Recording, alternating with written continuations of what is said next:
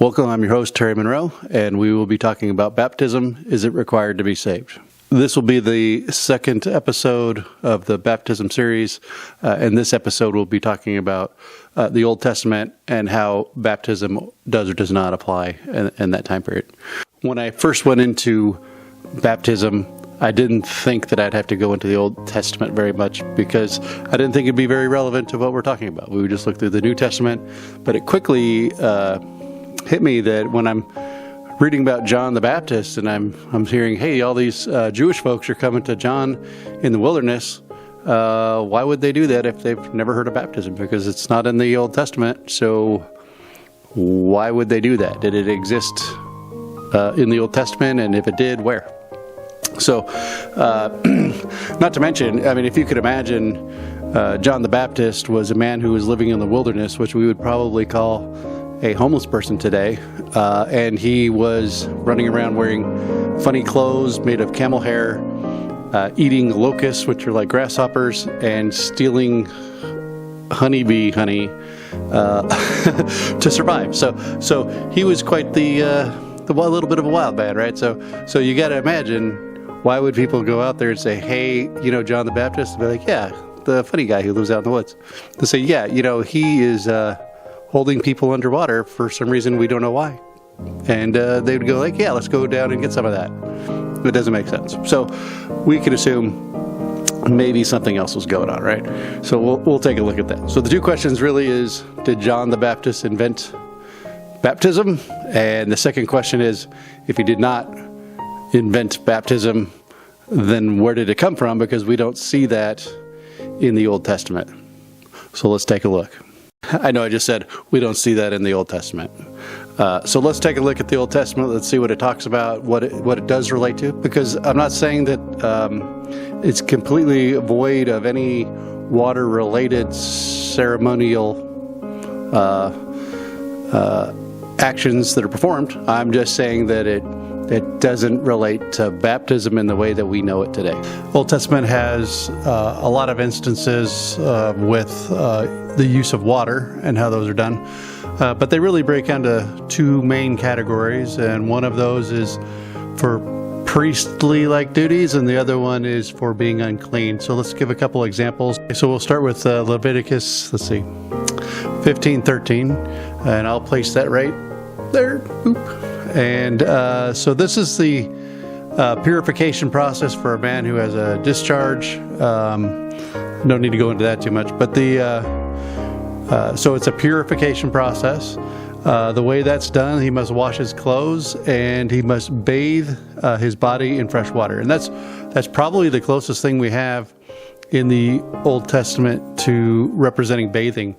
Now, the one thing I would want to point out, though, is that the term bathe can mean a lot of things, and it doesn't really go any deeper than that. Bathe could mean I bathe my whole body in the sense that I could use a sponge or something like that to wash my entire body.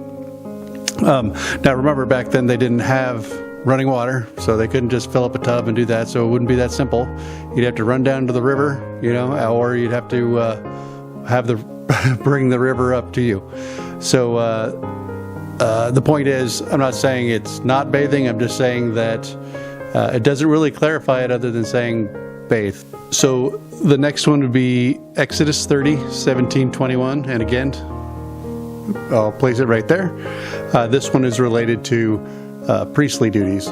So if you're going to go into the tabernacle, you'd have to cleanse yourself before you went in. So they would have a bronze bowl that stood on a bronze stand, and the passage talks about washing their feet and hands before they went in to the tabernacle, or in this case, they would die. So that's pretty serious business. But again, nothing really related to being baptized and completely submerged for being born again or converting.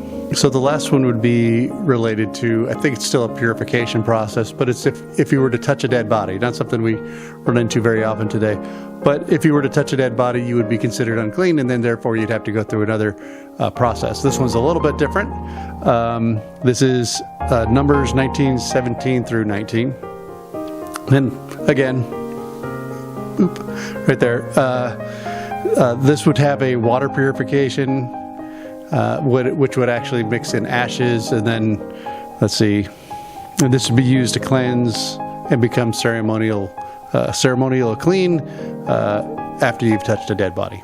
And again, nothing related to baptism or anything like that. So those are three samples of how water is used in the Old Testament, but there isn't anything that's really related to immersion, associated to conversion, or anything like that, baptism. So where did it come from? Remember, we're trying to figure out why Jewish people were lining up to be dunked by John. So there still had to be something else beyond what we've read in the Old Testament. And let's find out what that is. Okay, so the presentation, the top left, the left side of the presentation, I just kind of identified in the top left corner that Bible says only bathe in water associated to being unclean or for priests. It doesn't go into any more detail. That's all right. So, but later on there is more detail. So let's figure out how that happened.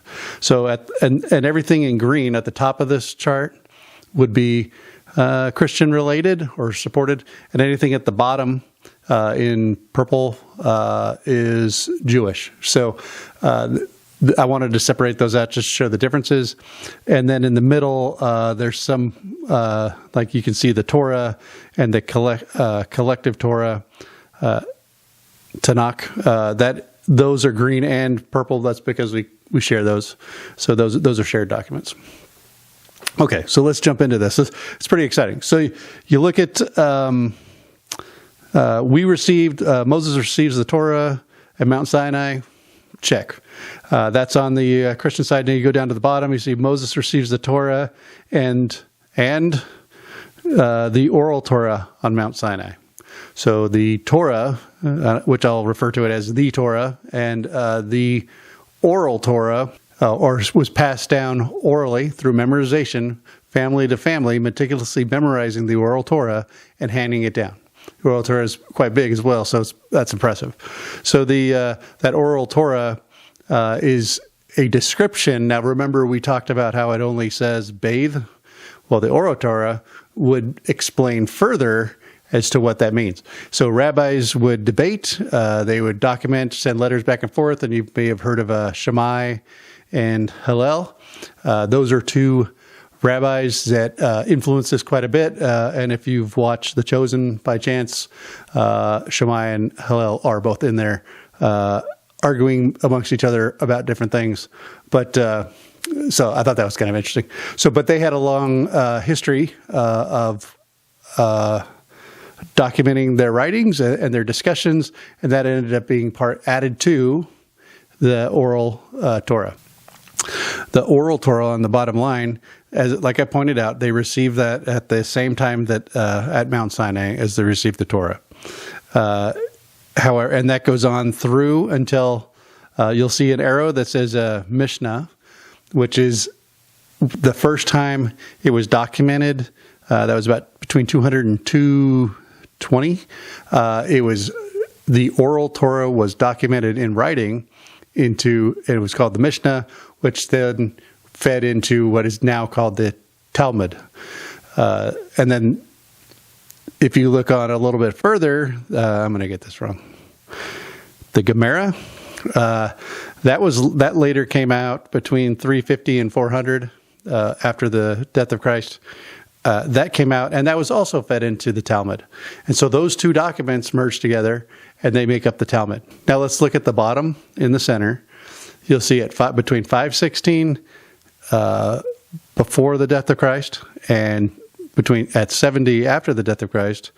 That's when we formalized mikveh, not we, but they formalized mikveh, ceremonial water immersion, for converting Gentiles.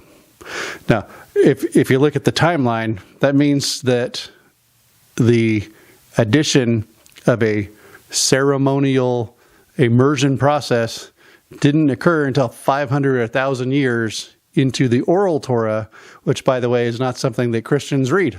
The oral Torah and the Talmud are more likened to documents like that the Catholics use, like catechisms, where human beings like rabbi who are designated to make choices can decide what gets added and what gets removed. And the idea mikveh was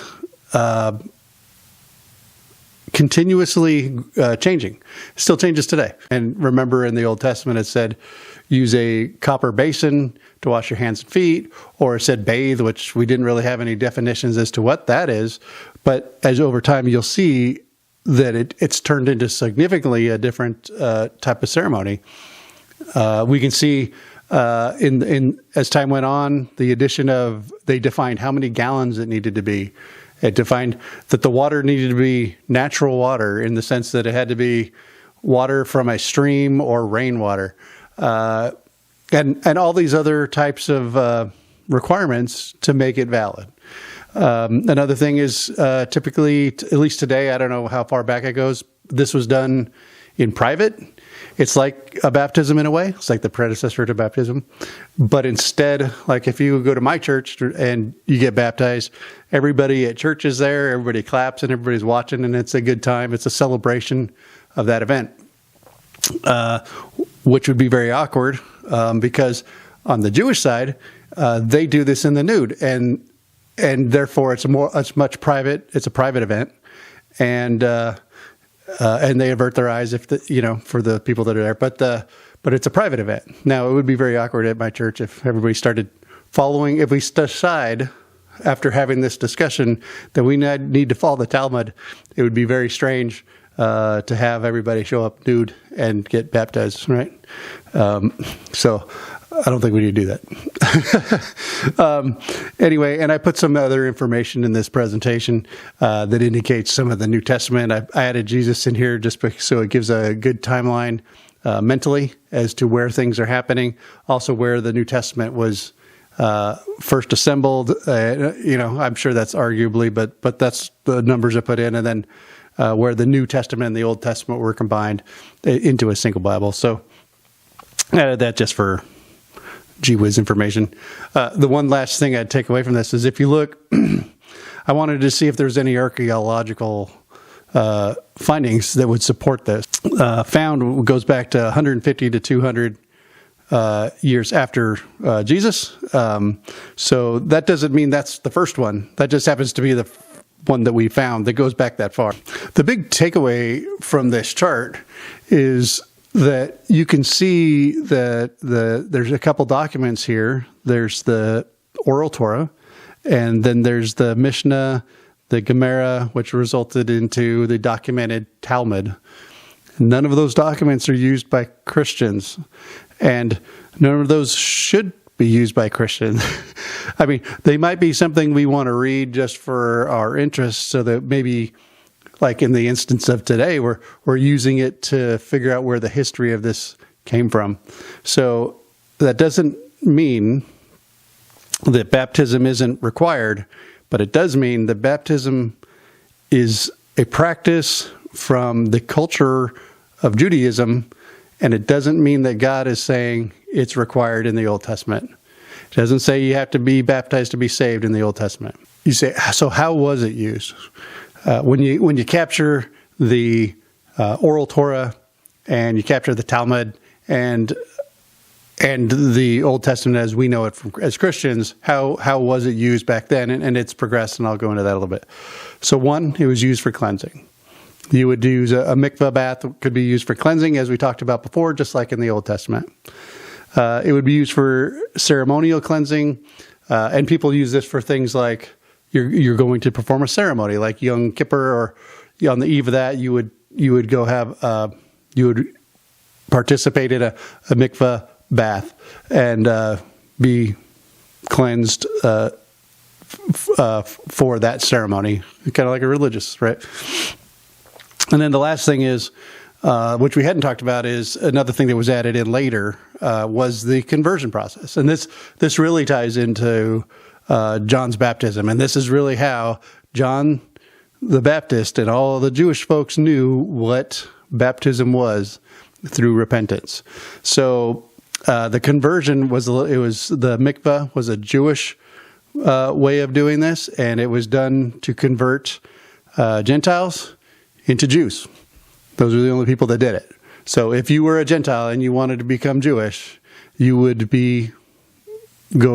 a mikveh, take a bath, and be immersed, and that's how that would happen. That would be part of that ceremony to become Jewish. As a matter of fact, that's still done today. If you wanted to become Jewish, then you could go that would be part of the ceremony along with a bunch of other things. I talked about how this is a progressively changing thing because, again, the oral Torah and the Talmud are similar to church doctrine in the sense that human beings change their minds and things change and things progress. And I'm not saying it's wrong. I'm not saying it's right. I'm just saying it happens. And in this case, again, we had it originally for just a couple items, but now I was looking it up online and found that they use it for all types of things like infidelity, illness, following a divorce, following sexual assault. We go back to the women where they have prior to marriage, following menstruation, a birth of a child, and prior to ceremony. So you could really use it anytime you want. And if you look back at the chart again, I'll put it up again, wherever, you'll see that there's a really nice mikveh bath on there, and you could have that built into your house if you're Jewish. I assume you have to be quite rich, but and then you can do it on yourself, and you can go through that ritual cleansing yourself within the confines of your own home. But that's kind of the takeaway of how that came into being. But as a Christian, what is the takeaway for us? So the Torah is, we have the Torah. The Torah does not indicate the first 5 books of the Bible. The Tanakh is the rest of them all combined. It does not have a requirement or even a conversion process related to water and immersion. It only has it for being unclean and priest, and those don't apply to Christians. Oral Torah also don't apply to Christians because we're under a different covenant. If we were to say, based solely on the Old Testament, we're not talking about New Testament and what Christ has said about it, but solely on the Old Testament, if we are to say that it is a requirement based on that, then we are also saying that we would need to follow the Talmud or the Oral Torah to see what else we're missing. Because if this is a point of salvation and it only comes from that document, what else is there that we forgot or that we don't know about or that we're just ignorant of? So is that the case? No, absolutely not. That is not the case. But that's the logic would flow that way if you were to say the Old Testament dictates it in any way. And it does not. The Old Testament did not provide us the information as to why Christians would be saved through baptism. I think it shows that there are traditions that were created within Jewish documentation that we may have inherited, which is just fine. But it doesn't mean that our salvation is based on it. So that's the key takeaway, because the question is, are you saved through baptism? And I can't find that. So we need to figure out in the New Testament, do we say we are saved through baptism? I think that's where we need to go next. So thank you for listening. We're going to have I'll have to do another video, and we're going to go into the New Testament.